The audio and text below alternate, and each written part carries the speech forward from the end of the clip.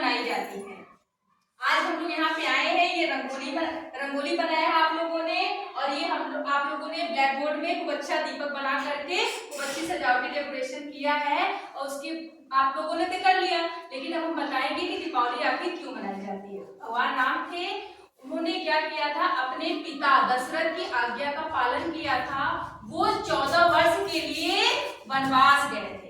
जब 14 वर्ष उनका वन में कंप्लीट हो गया और रावण को उन्होंने क्या किया, युद्ध में उन्होंने रावण को मारा, और रावण जो है घमंडी था, तो उन्होंने क्या किया, सीता को चुरा ले गए थे रावण, तो राम ने क्या किया, रावण को मारा, और मारने के बाद जो 14 वर्ष उनका वन में कंप्लीट हो गया, तो वो क्या काम किए, अयोध्या आने के लिए वो तैयार हुए।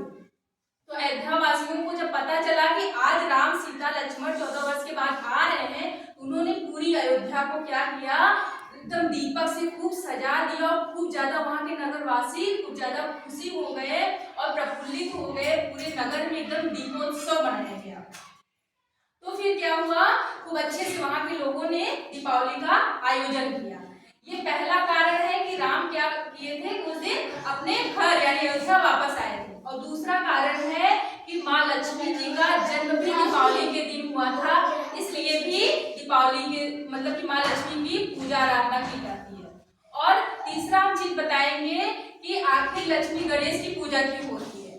ठीक है, जो माँ लक्ष्मी है वो धन की वर्षा करती है, धन की लक्ष्मी होती है, और धन को ऐसे ही संचय नहीं किया जा सकता। धन को एकत्र करने के लिए, उसका प्रयोग करने के लिए बुद्धि दिमाग का इस्तेमाल करना पड़ता है। तो बुद्धि के देवता है गणेश भगवान, इसीलिए लक्ष्मी माता के साथ गणेश भगवान की भी पूजा की जाती है। और गणेश भगवान जो है वो दाहिनी तरफ बैठते हैं, उनका जो पूजा का सिंहासन बनाया जाता है पूजा करते समय, वो दाईं तरफ होते हैं, और बाईं तरफ माँ लक्ष्मी होती है। और कुबेर जो होते हैं उनकी भी पूजा की जाती है। वो इसलिए की जाती है, हाँ इसलिए की जाती है कि माँ लक्ष्मी के पास जो खूब ढेर सारा धन भंडार था, धन ढेर सारा था, उन्होंने क्या किया, कुबेर को जिम्मेदारी दी कि हम लोग आप क्या काम करेंगे कुबेर जी। भगवान कुबेर थे ना, उनको जिम्मेदारी दी कि हमारे यहाँ जो धन संचय है, धन हमने हमारे यहाँ रखा हुआ है भंडार में, आप उसकी देख रेख करेंगे, और धन कब खर्च करना है, कैसे करना है और क्यों करना है। ऐसे पैसा तो कोई खर्चा करेगा नहीं। उन्होंने पूरी जिम्मेदारी किसको दी, कुबेर को दी, इसलिए भगवान कुबेर की भी पूजा की जाती है। और हम बताएंगे कि आखिर लक्ष्मी की पूजा हो गई, गणेश की पूजा हो गई, और माँ सरस्वती की भी पूजा की जाती है ना एक साथ।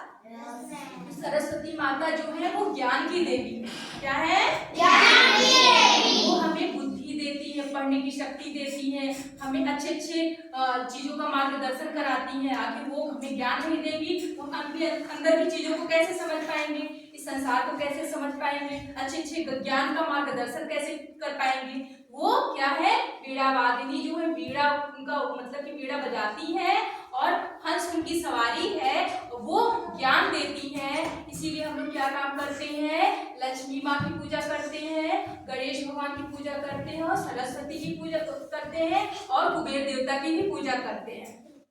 और दूसरी चीज आप लोगों को ये नहीं पता है कि लक्ष्मी माँ और गणेश भगवान जो है, लक्ष्मी माँ के जो दत्तक पुत्र थे, मतलब कि पार्वती, गणेश भगवान जो है ये माँ पार्वती और शंकर भगवान के बेटे थे, लेकिन लक्ष्मी माँ के बच्चे नहीं थे, तो वो बहुत दुखी हुई थी। जब दुखी थी तो क्या हुआ, पार्वती माँ ने अपने बेटे गणेश को उनकी गोद में डाल दिया। जब गोद में डाल दिया, उन्होंने क्या किया, उनको एकदम खुशी होकर के अपने दत्तक पुत्र के रूप में स्वीकार कर लिया। हमारे यहाँ जो गोद की प्रथा आई, एक अच्छे से सनातन धर्म से अच्छे से लेने की प्रथा आई, वो यहीं से आई।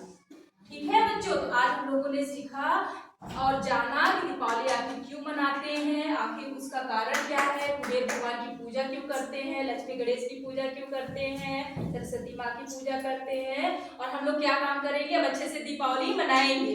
ठीक है, हैप्पी दिवाली।